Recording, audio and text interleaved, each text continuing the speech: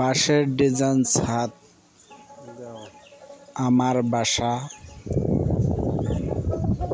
বাসায় সিলিং বা ছাদের অর্ডার নিয়ে ডেলিভারি দেওয়া হয়। প্রয়োজনে নিতে চাইলে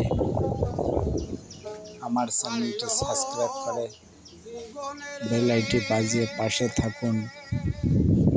তার ভিডিওর মধ্যে মোবাইল নাম্বার দেওয়া রয়েছে, যোগাযোগ করলে পেতে পারেন।